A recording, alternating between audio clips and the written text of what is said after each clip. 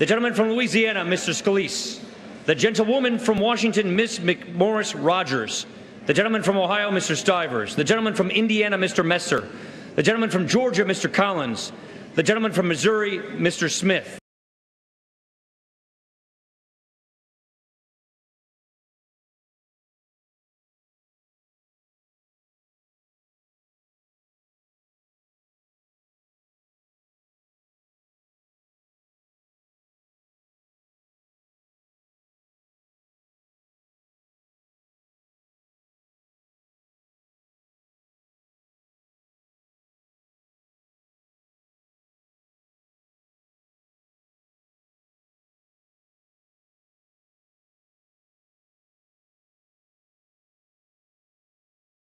The gentleman from Louisiana, Mr. Scalise. The gentlewoman from Washington, Ms. McMorris Rogers. The gentleman from Ohio, Mr. Stivers. The gentleman from Indiana, Mr. Messer. The gentleman from Georgia, Mr. Collins. The gentleman from Missouri, Mr. Smith. The gentlewoman from California, Ms. Pelosi. The gentleman from Maryland, Mr. Hoyer. The gentleman from South Carolina, Mr. Clyburn. The gentleman from New York, Mr. Crowley. The gentlewoman from California, Ms. Sanchez. The gentleman from New Mexico, Mr. Ben Ray Lujan, and the gentleman from California, Mr. Swalwell.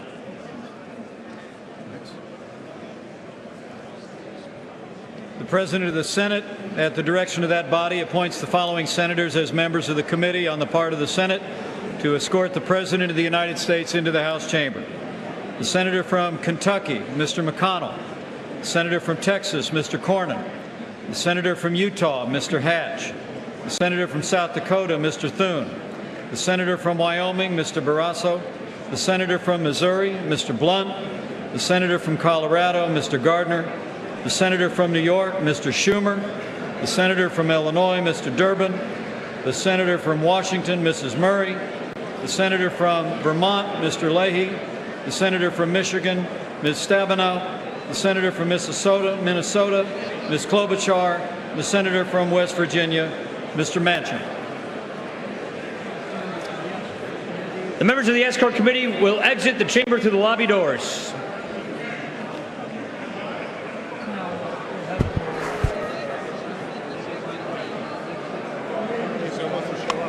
Okay, perfect.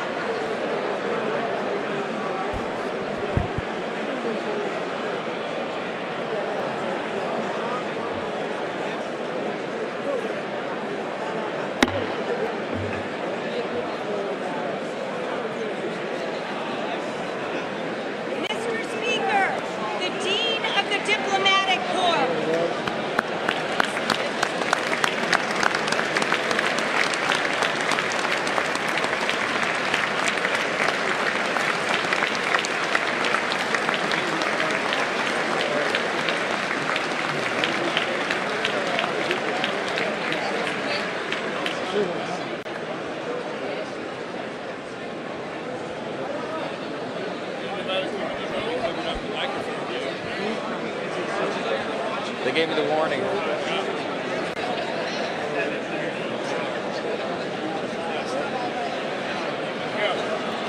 I've been given this. He wakes up once in the middle of the day, so hopefully.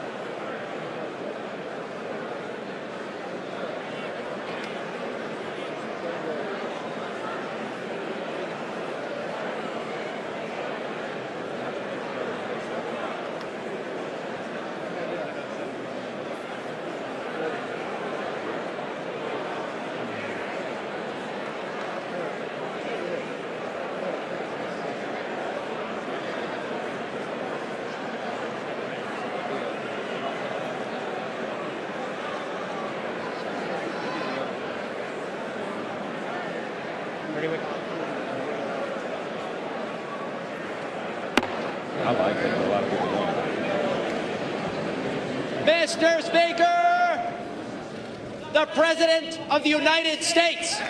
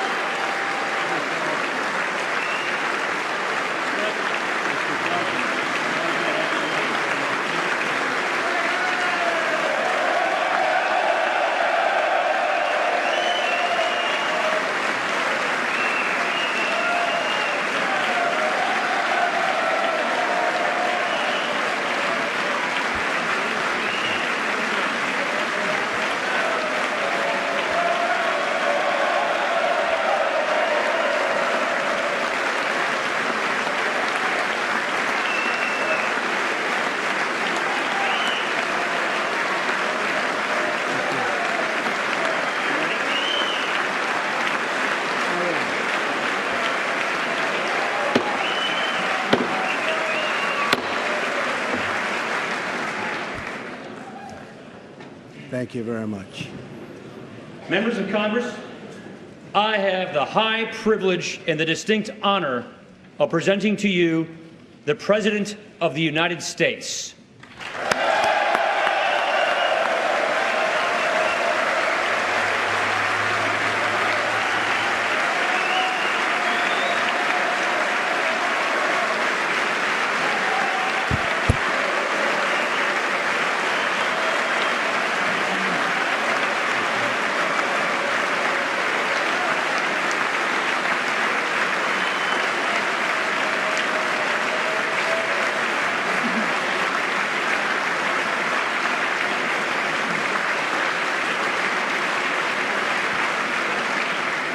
Thank you very much. Mr. Speaker, Mr. Vice President, members of Congress, the First Lady of the United States,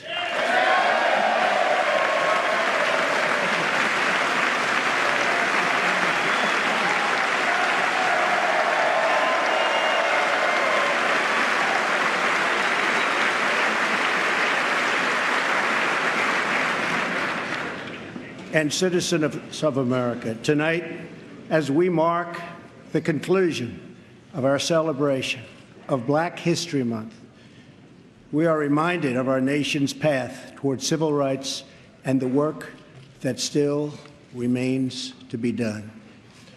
Recent threats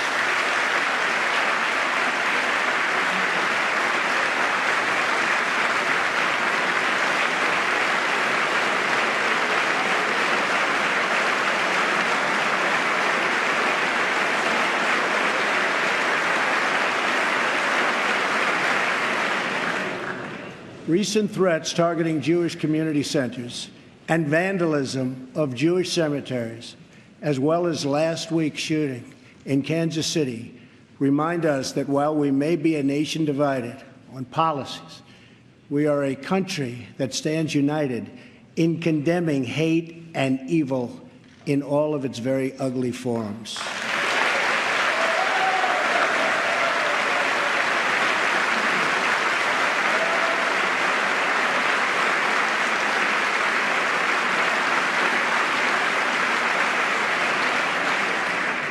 Each American generation passes the torch of truth, liberty, and justice in an unbroken chain all the way down to the present.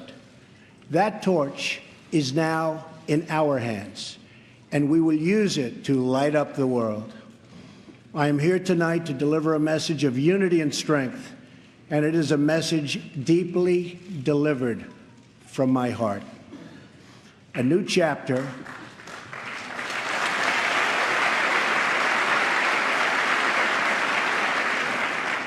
of American greatness is now beginning.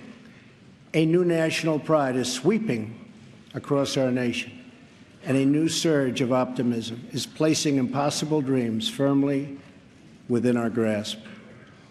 What we are witnessing today is the renewal of the American spirit. Our allies will find that America is once again ready to lead.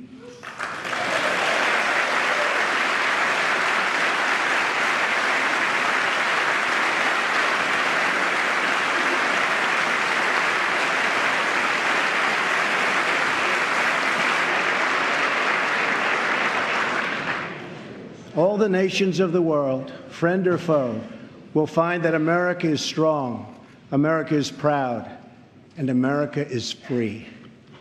In 9 years, the United States will celebrate the 250th anniversary of our founding, 250 years since the day we declared our independence. It will be one of the great milestones in the history of the world. But what will America look like as we reach our 250th year? What kind of country will we leave for our children? I will not allow the mistakes of recent decades past to define the course of our future. For too long, we've watched our middle class shrink as we've exported our jobs and wealth to foreign countries. We've financed and built one global project after another, but ignored the fates of our children in the inner cities of Chicago, Baltimore, Detroit, and so many other places throughout our land. We've defended the borders of other nations while leaving our own borders wide open for anyone to cross and for drugs to pour in at a now unprecedented rate. And we've spent trillions and trillions of dollars overseas while our infrastructure at home has so badly crumbled. Then in 2016, the earth shifted beneath our feet. The rebellion started as a quiet protest, spoken by families of all colors and creeds, families who just wanted a fair shot for their children and a fair hearing for their concerns. But then the quiet voices became a loud chorus as thousands of citizens now spoke out together from cities small and large all across our country. Finally, the chorus became an earthquake, and the people turned out by the tens of millions, and they were all united by one very simple but crucial demand: that America must put its own citizens first, because only then can we truly make America great again.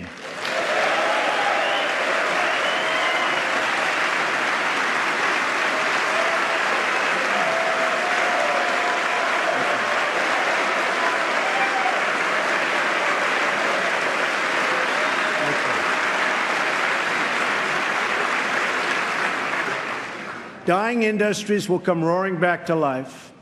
Heroic veterans will get the care they so desperately need. Our military will be given the resources its brave warriors so richly deserve. Crumbling infrastructure will be replaced with new roads, bridges, tunnels, airports, and railways gleaming across our very, very beautiful land. Our terrible drug epidemic will slow down and ultimately stop. And our neglected inner cities will see a rebirth of hope, safety, and opportunity. Above all else, we will keep our promises to the American people.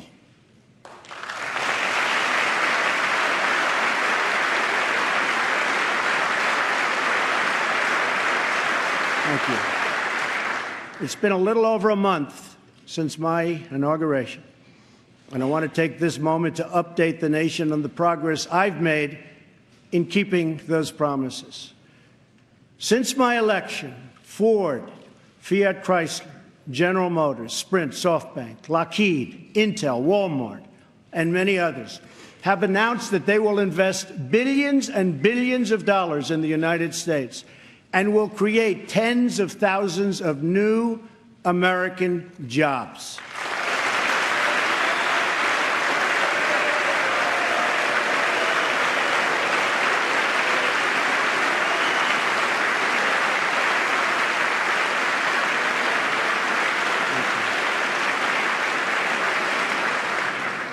The stock market has gained almost $3 trillion in value since the election on November 8th, a record. We've saved taxpayers hundreds of millions of dollars by bringing down the price of fantastic, and it is a fantastic, new F-35 jet fighter, and we'll be saving billions more on contracts all across our government. We have placed a hiring freeze on non-military and non-essential federal workers. We have begun to drain the swamp of government corruption by imposing a 5-year ban on lobbying by executive branch officials and a lifetime ban. Thank you.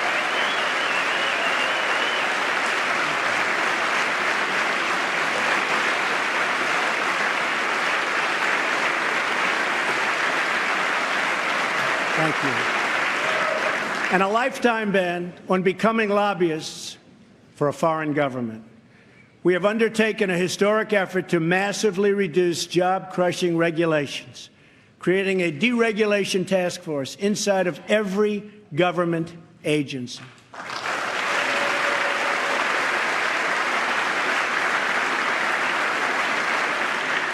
And we're imposing a new rule which mandates that for every one new regulation, 2 old regulations must be eliminated.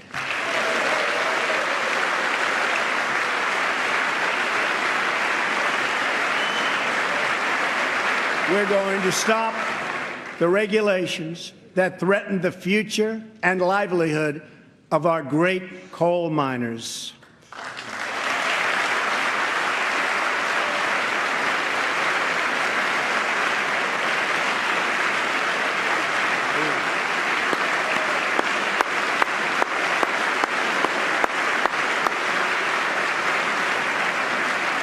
We have cleared the way for the construction of the Keystone and Dakota Access pipelines.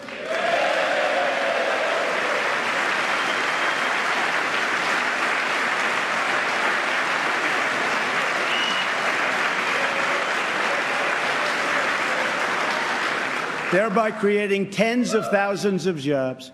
And I've issued a new directive that new American pipelines be made with American steel.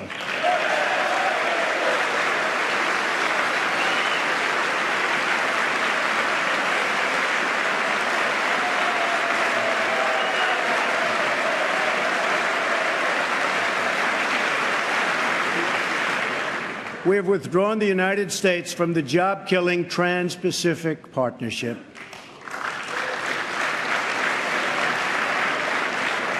And with the help of Prime Minister Justin Trudeau, we have formed a council with our neighbors in Canada to help ensure that women entrepreneurs have access to the net.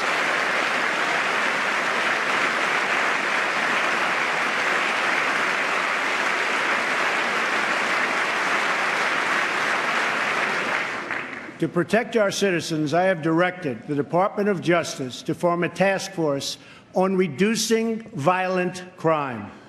I have further ordered the Departments of Homeland Security and Justice, along with the Department of State and the Director of National Intelligence, to coordinate an aggressive strategy to dismantle the criminal cartels that have spread all across our nation.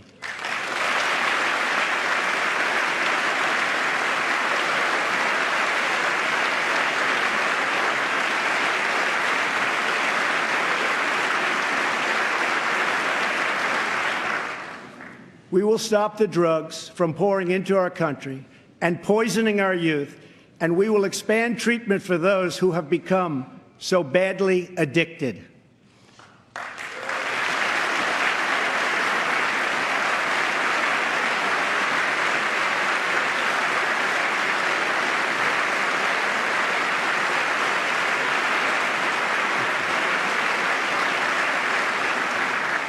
At the same time, my administration has answered the pleas of the American people for immigration enforcement and border security.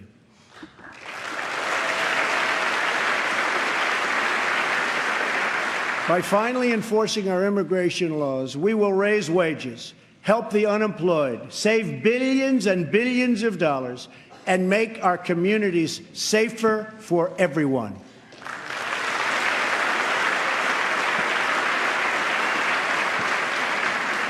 We want all Americans to succeed, but that can't happen in an environment of lawless chaos. We must restore integrity and the rule of law at our borders.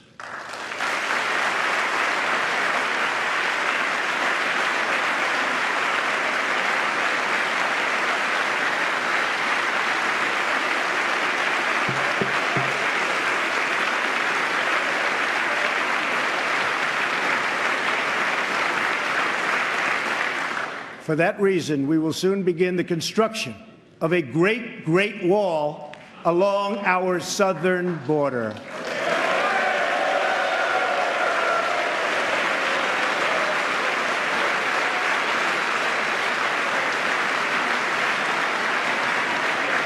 As we speak tonight, we are removing gang members, drug dealers, and criminals that threaten our communities and prey on our very innocent citizens. Bad ones are going out as I speak, and as I've promised throughout the campaign. To any in Congress who do not believe we should enforce our laws, I would ask you this one question. What would you say to the American family that loses their jobs, their income, or their loved one because America refused to uphold its laws and defend its borders?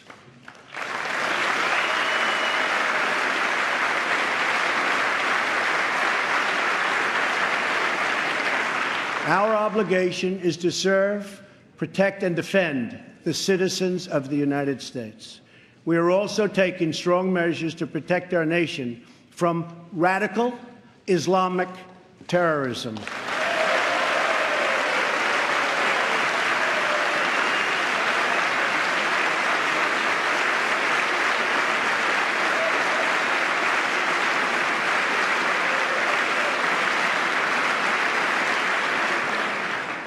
According to data provided by the Department of Justice, the vast majority of individuals convicted of terrorism and terrorism-related offenses since 9/11 came here from outside of our country. We have seen the attacks at home, from Boston to San Bernardino to the Pentagon, and yes, even the World Trade Center. We have seen the attacks in France, in Belgium, in Germany, and all over the world. It is not compassionate, but reckless to allow uncontrolled entry from places where proper vetting cannot occur.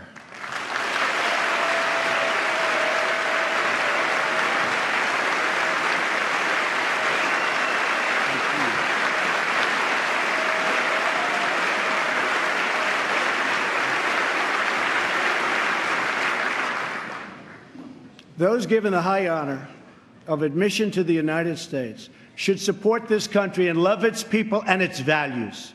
We cannot allow a beachhead of terrorism to form inside America. We cannot allow our nation to become a sanctuary for extremists.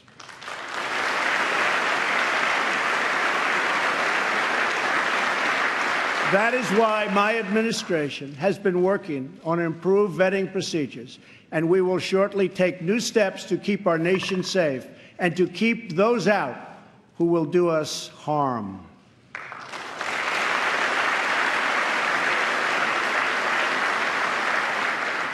As promised, I directed the Department of Defense to develop a plan to demolish and destroy ISIS, a network of lawless savages that have slaughtered Muslims and Christians and men and women and children of all faiths and all beliefs.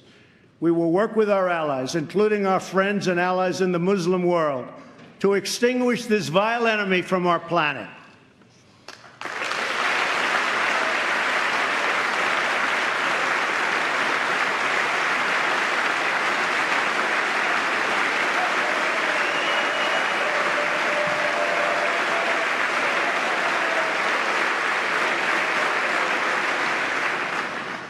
I have also imposed new sanctions on entities and individuals who support Iran's ballistic missile program and reaffirmed our unbreakable alliance with the State of Israel.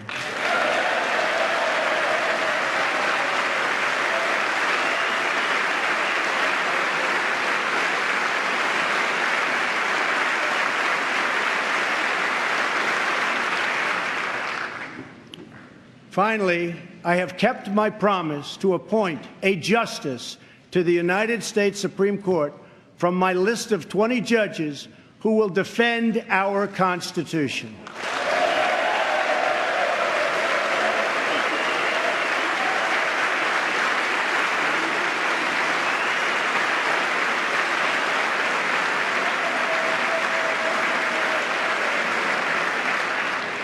I am greatly honored to have Maureen Scalia with us in the gallery tonight.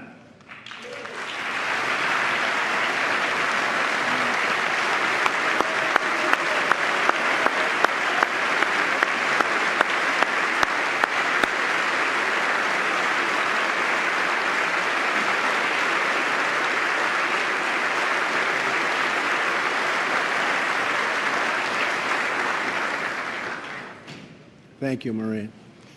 Her late great husband, Antonin Scalia, will forever be a symbol of American justice. To fill his seat, we have chosen Judge Neil Gorsuch, a man of incredible skill and deep devotion to the law. He was confirmed unanimously by the Court of Appeals, and I am asking the Senate to swiftly approve his nomination.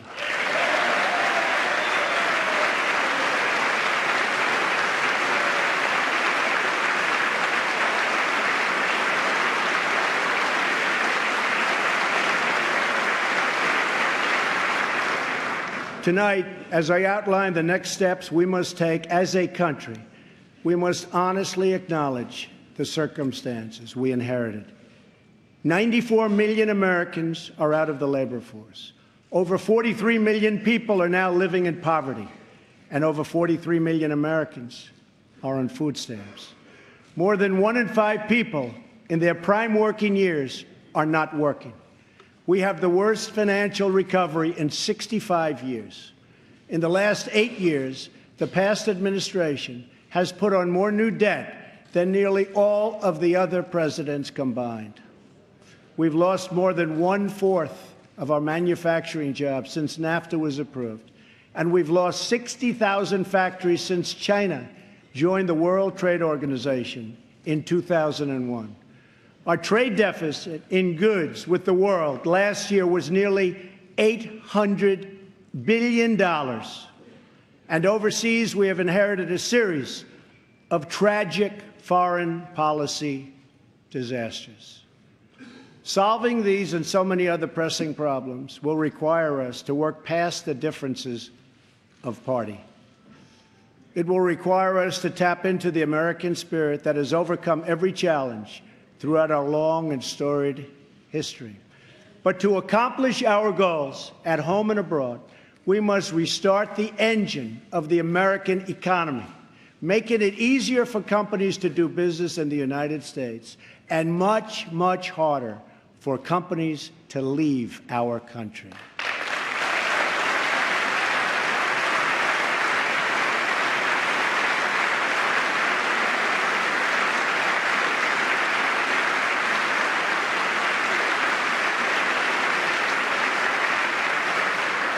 Right now, American companies are taxed at one of the highest rates anywhere in the world.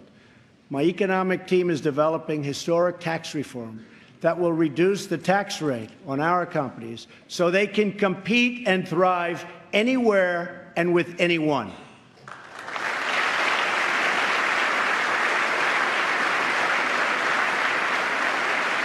It will be a big, big cut. At the same time, we will provide massive tax relief for the middle class. We must create a level playing field for American companies, and our workers have to do it.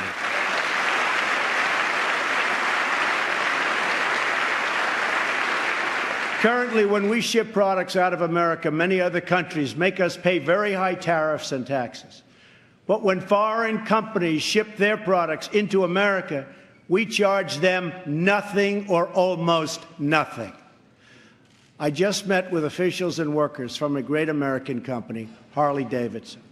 In fact, they proudly displayed 5 of their magnificent motorcycles made in the USA on the front lawn of the White House.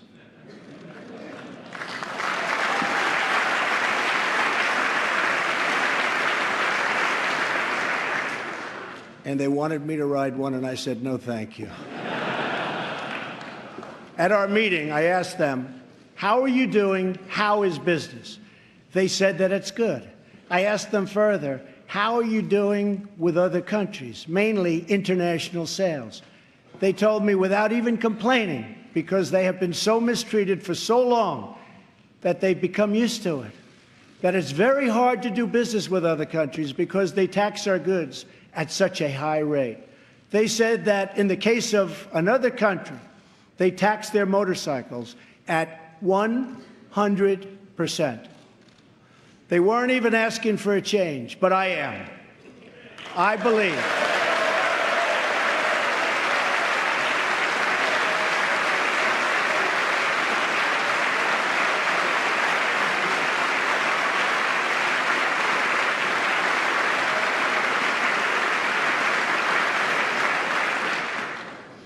I believe strongly in free trade. But it also has to be fair trade. It's been a long time since we had fair trade. The first Republican president, Abraham Lincoln, warned that the abandonment of the protective policy by the American government will produce want and ruin among our people. Lincoln was right, and it's time we heeded his advice and his words.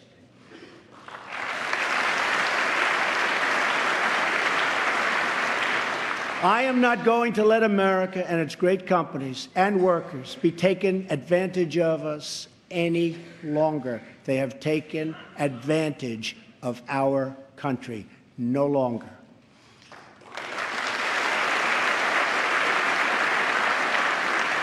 I'm going to bring back millions of jobs. Protecting our workers also means reforming our system of legal immigration.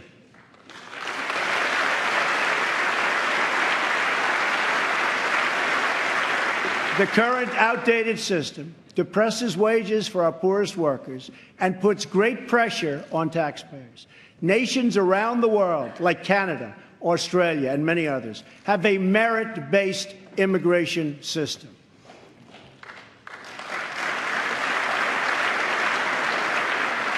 It's a basic principle that those seeking to enter a country ought to be able to support themselves financially.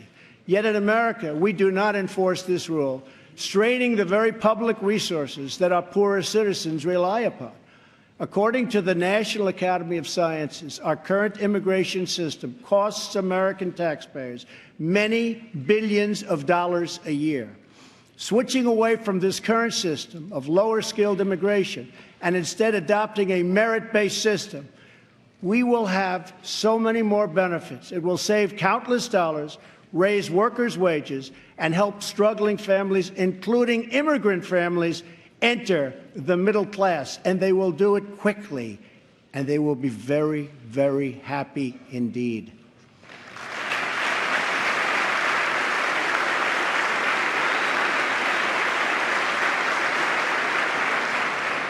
I believe that real and positive immigration reform is possible as long as we focus on the following goals: to improve jobs and wages for Americans, to strengthen our nation's security, and to restore respect for our laws. If we are guided by the well-being of American citizens, then I believe Republicans and Democrats can work together to achieve an outcome that has eluded our country for decades.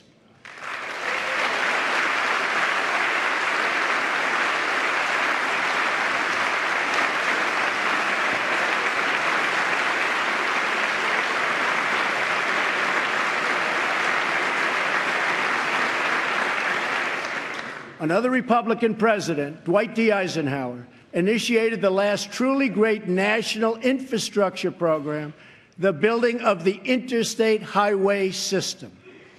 The time has come for a new program of national rebuilding.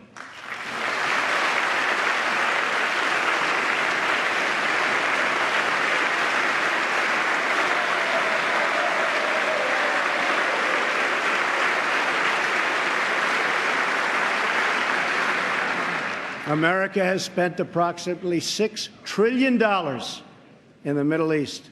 All the while, our infrastructure at home is crumbling. With this $6 trillion, we could have rebuilt our country twice, and maybe even 3 times if we had people who had the ability to negotiate.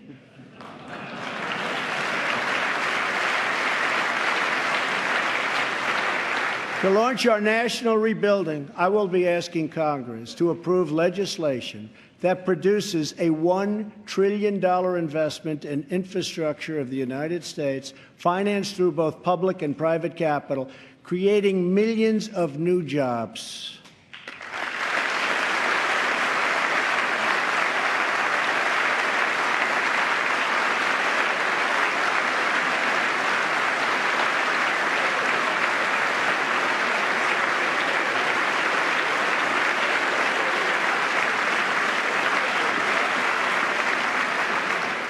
This effort will be guided by two core principles: Buy American and Hire American.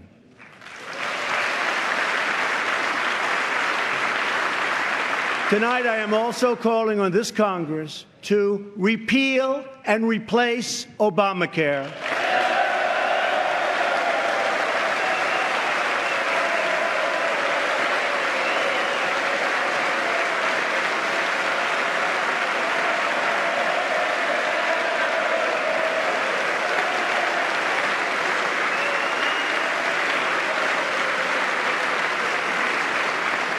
With reforms that expand choice, increase access, lower costs, and at the same time provide better health care.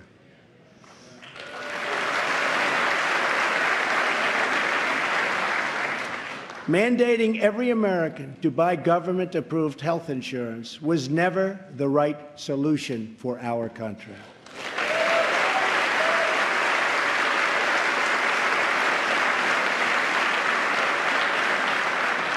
The way to make health insurance available to everyone is to lower the cost of health insurance, and that is what we are going to do.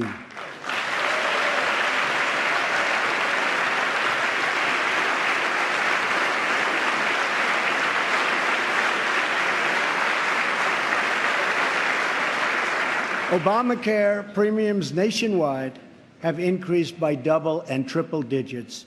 As an example, Arizona went up 116% last year alone.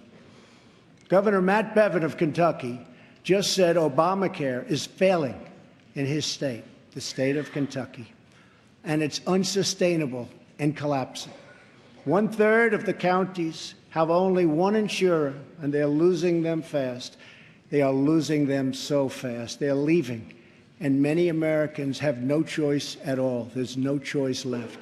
Remember, when you were told that you could keep your doctor and keep your plan, we now know that all of those promises have been totally broken. Obamacare is collapsing, and we must act decisively to protect all Americans.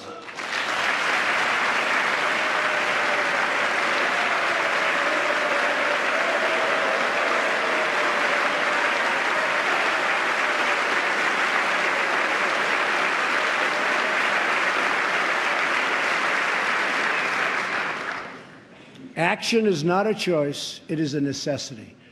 So I am calling on all Democrats and Republicans in Congress to work with us to save Americans from this imploding Obamacare disaster.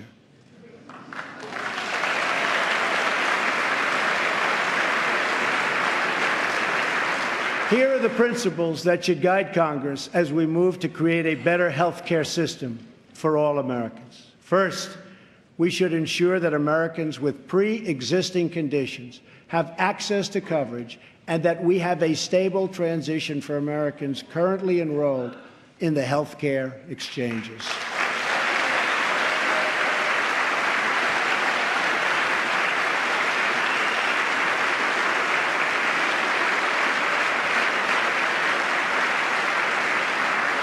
Secondly, we should help Americans purchase their own coverage through the use of tax credits and expanded health savings accounts.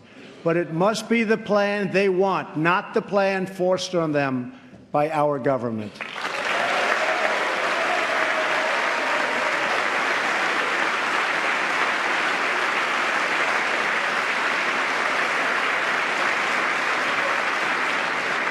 Thirdly, we should give our state governors the resources and flexibility they need with Medicaid to make sure no one is left out.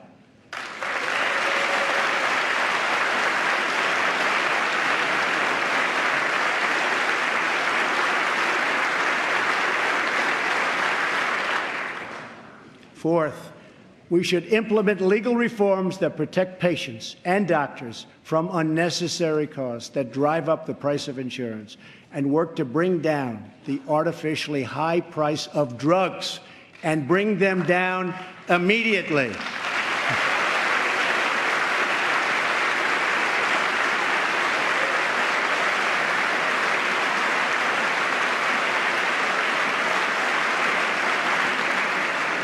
And finally, the time has come to give Americans the freedom to purchase health insurance across state lines.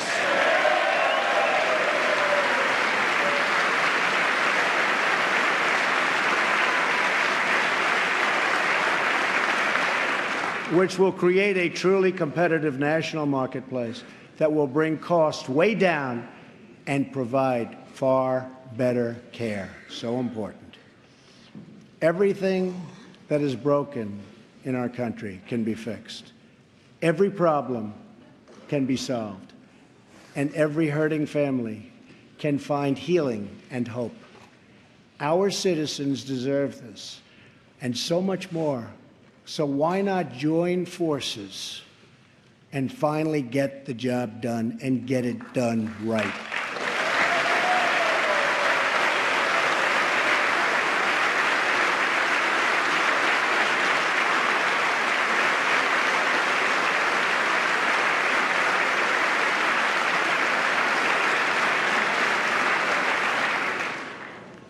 On this and so many other things, Democrats and Republicans should get together and unite for the good of our country and for the good of the American people.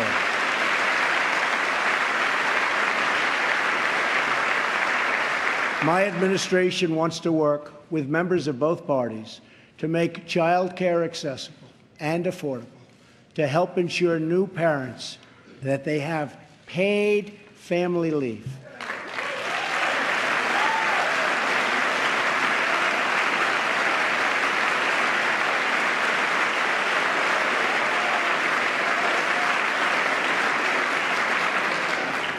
To invest in women's health and to promote clean air and clean water and to rebuild our military and our infrastructure.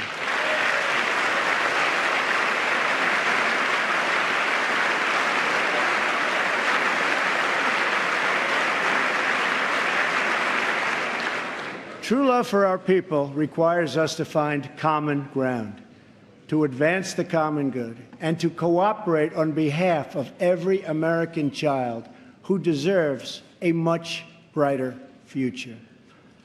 An incredible young woman is with us this evening who should serve as an inspiration to us all. Today is Rare Disease Day, and joining us in the gallery is a rare disease survivor, Megan Crowley. Megan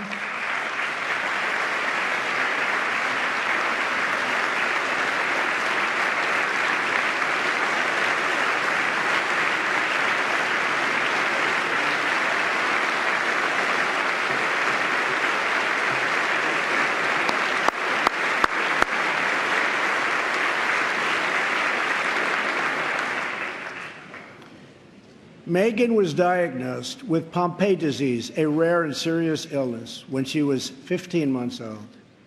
She was not expected to live past 5.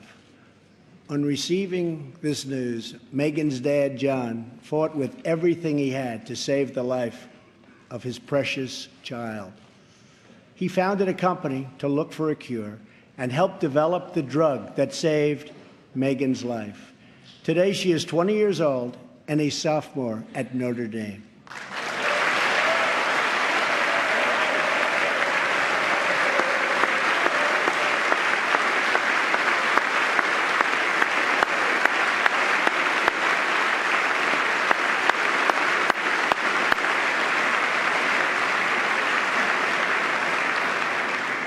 Megan's story is about the unbounded power of a father's love for a daughter. But our slow and burdensome approval process at the Food and Drug Administration keeps too many advances, like the one that saved Megan's life, from reaching those in need.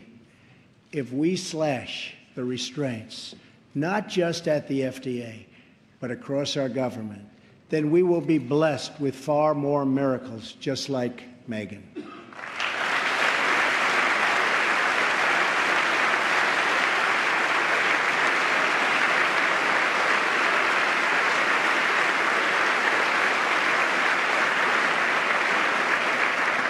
In fact, our children will grow up in a nation of miracles. But to achieve this future, we must enrich the mind and the souls of every American child. Education is the civil rights issue of our time.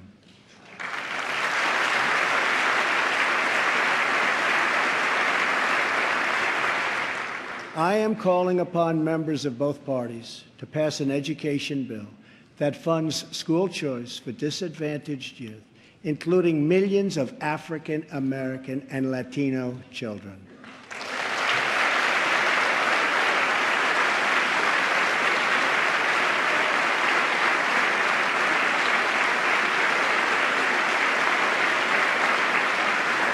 These families should be free to choose the public, private, charter, magnet, religious, or homeschool that is right for them.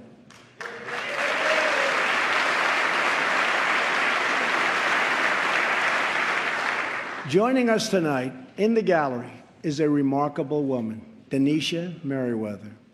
As a young girl, Denisha struggled in school and failed third grade twice. But then she was able to enroll in a private center for learning, great learning center, with the help of a tax credit and a scholarship program. Today, she is the first in her family to graduate not just from high school, but from college. Later this year, she will get her master's degree in social work. We want all children to be able to break the cycle of poverty, just like Denisha.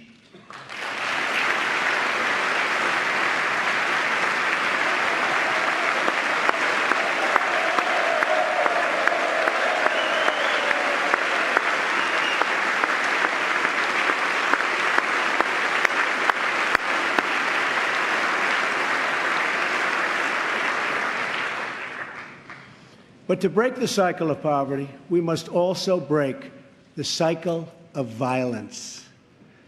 The murder rate in 2015 experienced its largest single-year increase in nearly half a century. In Chicago, more than 4,000 people were shot last year alone, and the murder rate so far this year has been even higher. This is not acceptable in our society.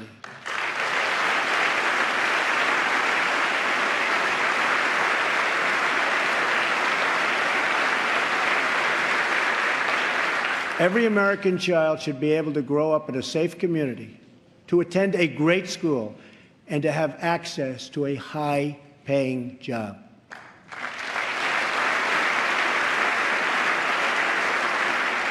But to create this future, we must work with, not against, the men and women of law enforcement.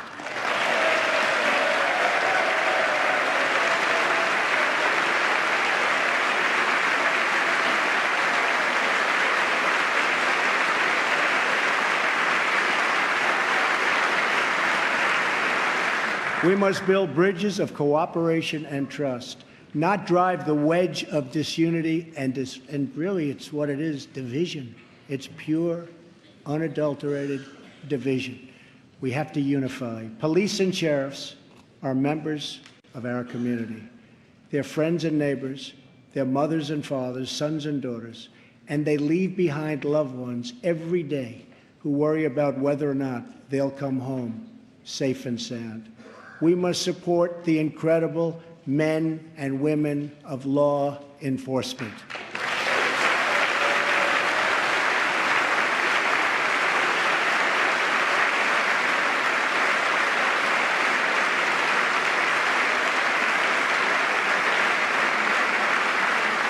And we must support the victims of crime.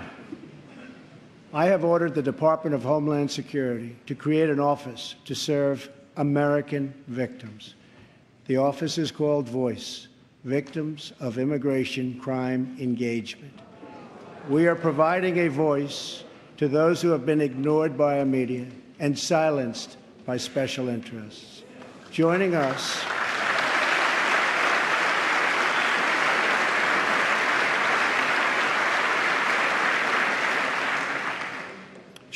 in the audience tonight are 4 very brave Americans whose government failed them. Their names are Jamil Shaw, Susan Oliver, Jenna Oliver, and Jessica Davis. Jamil's 17-year-old son was viciously murdered by an illegal immigrant gang member who had just been released from prison.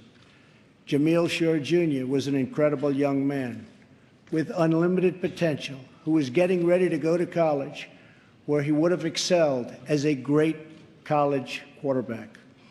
But he never got the chance. His father, who is in the audience tonight, has become a very good friend of mine. Jamil, thank you. Thank you.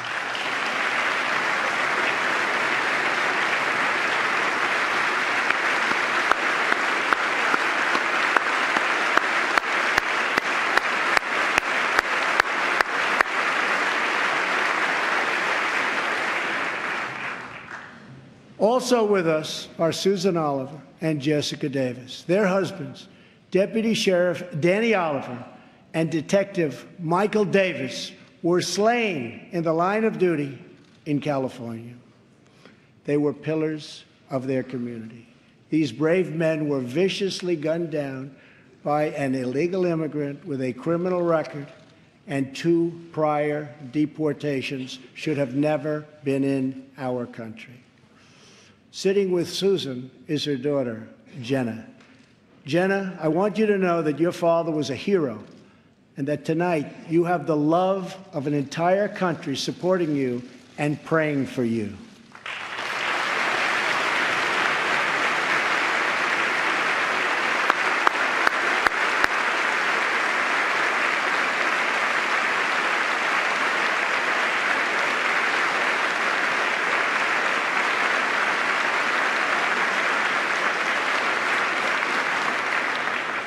To Jamil, Jenna, Susan, and Jessica, I want you to know that we will never stop fighting for justice. Your loved ones will never, ever be forgotten. We will always honor their memory.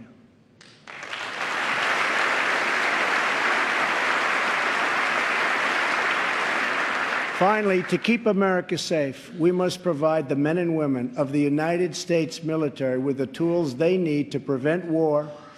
If they must, they have to fight, and they only have to win.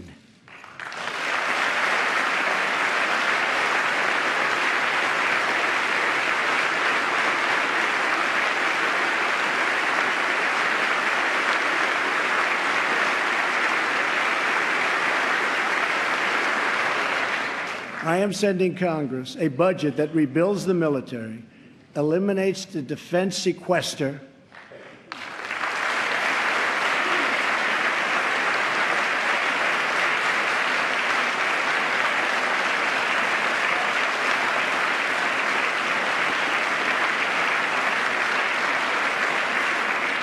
and calls for one of the largest increases in national defense spending in American history. My budget will also increase funding for our veterans. Our veterans have delivered for this nation, and now we must deliver for them.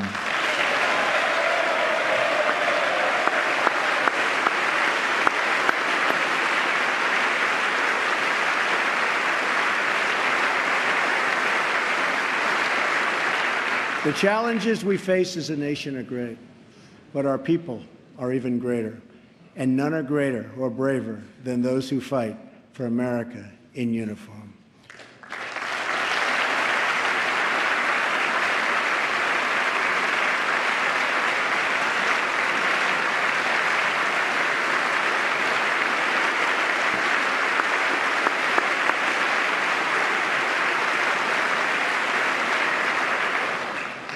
We are blessed to be joined tonight by Corinne Owens, the widow of U.S. Navy Special Operator, Senior Chief William Ryan Owens. Ryan died as he lived, a warrior and a hero, battling against terrorism and securing our nation.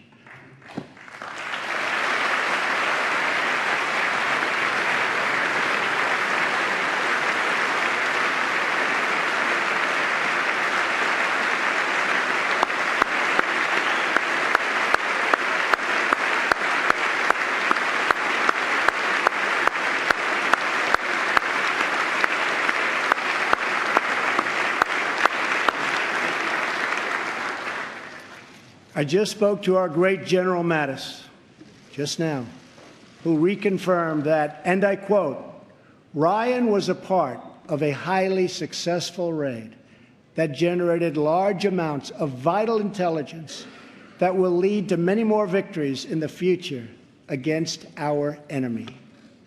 Ryan's legacy is etched into eternity. Thank you. Thank you.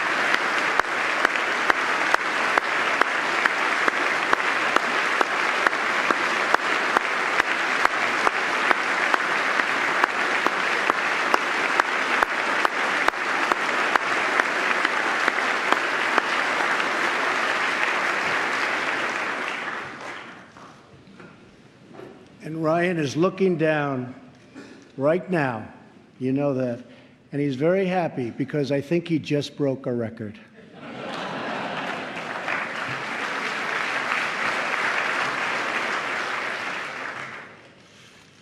For as the Bible teaches us, there is no greater act of love than to lay down one's life for one's friends. Ryan laid down his life for his friends, for his country, and for our freedom. And we will never forget Ryan.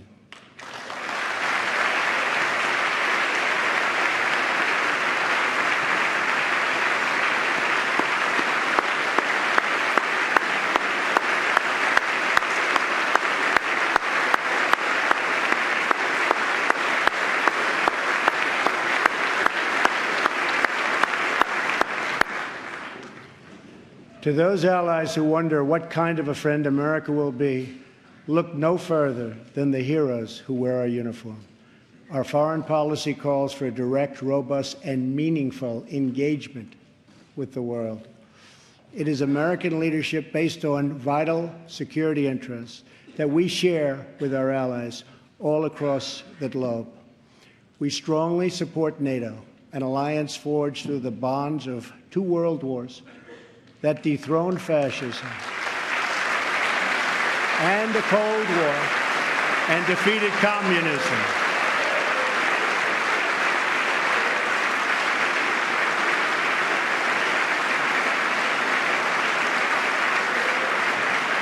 But our partners must meet their financial obligations. And now, based on our very strong and frank discussions, they are beginning to do just that. In fact, I can tell you the money is pouring in. Very nice. Very nice.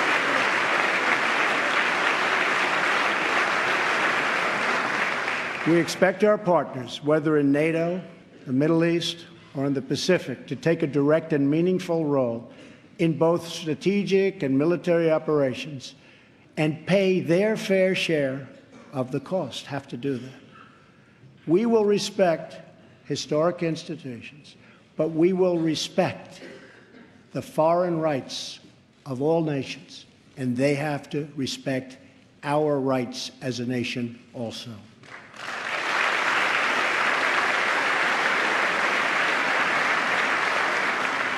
Free nations are the best vehicle for expressing the will of the people, and America respects the right of all nations to chart their own path. My job is not to represent the world. My job is to represent the United States of America.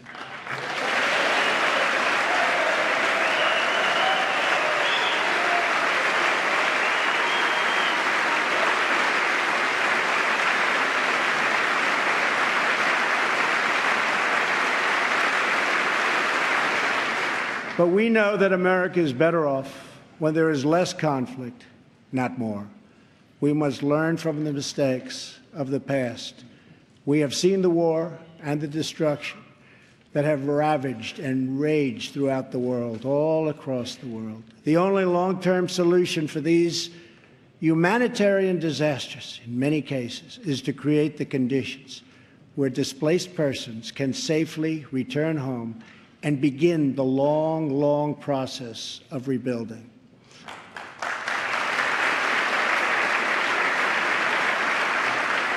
America is willing to find new friends and to forge new partnerships where shared interests align. We want harmony and stability, not war and conflict. We want peace wherever peace can be found. America is friends today with former enemies. Some of our closest allies decades ago fought on the opposite side of these terrible, terrible wars. This history should give us all faith in the possibilities for a better world.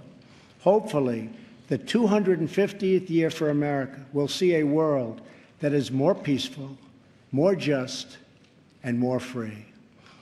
On our 100th anniversary in 1876, citizens from across our nation came to Philadelphia to celebrate America's centennial. At that celebration, the country's builders and artists and inventors showed off their wonderful creations. Alexander Graham Bell displayed his telephone for the first time. Remington unveiled the first typewriter. An early attempt was made at electric light. Thomas Edison showed an automatic telegraph and an electric pen. Imagine the wonders our country could know in America's 250th year.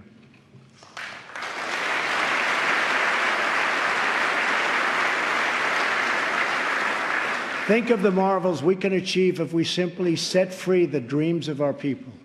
Cures to the illnesses that have always plagued us are not too much to hope.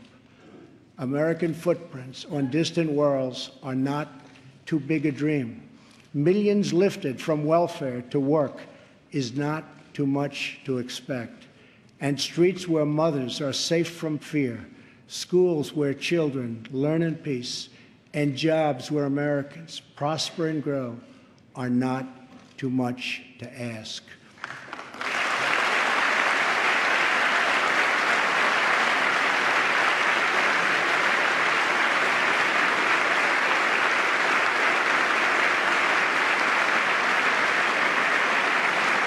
When we have all of this, we will have made America greater than ever before. For all Americans, this is our vision. This is our mission. But we can only get there together. We are one people with one destiny. We all bleed the same blood. We all salute the same great American flag. And we all are made by the same God.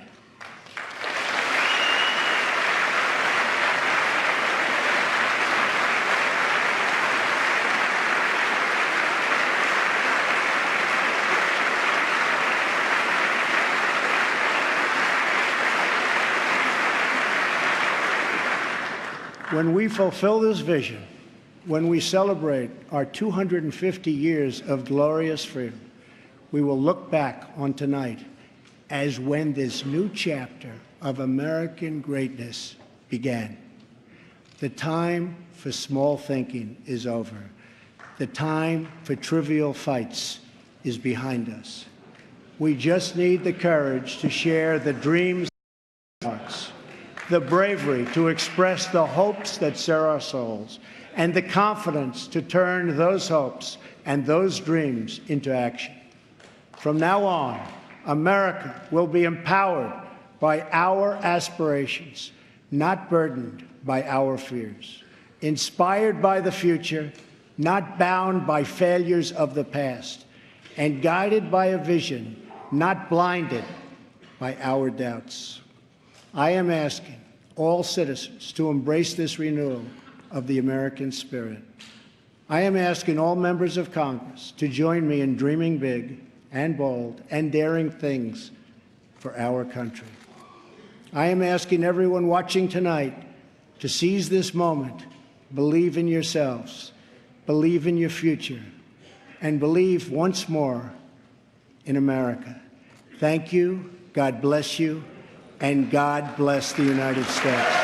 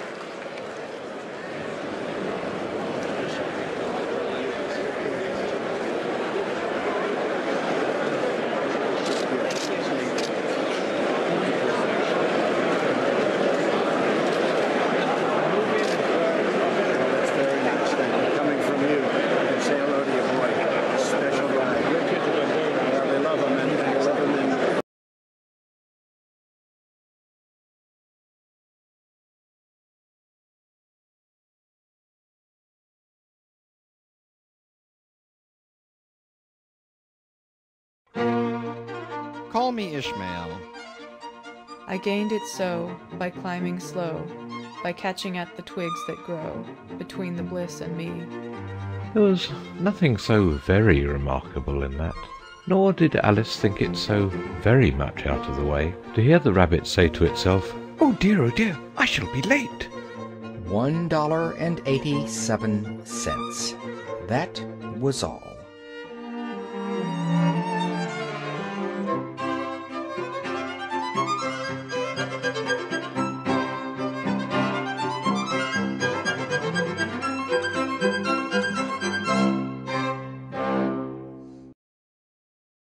And here people pay very high prices for these highly sculpted cakes, not because they taste good. In fact, I have yet to have a wedding cake that I would say tastes great. Obviously, I'm skeptical of your argument, but go ahead. And I'll try to fix that, Justice Breyer. Assume I don't buy that, then what should I do? Well, then I'm in trouble. The precious right to vote, if you can stack a legislature in this way, what incentive is there for a voter to exercise his vote? Thank you, counsel. The case is submitted.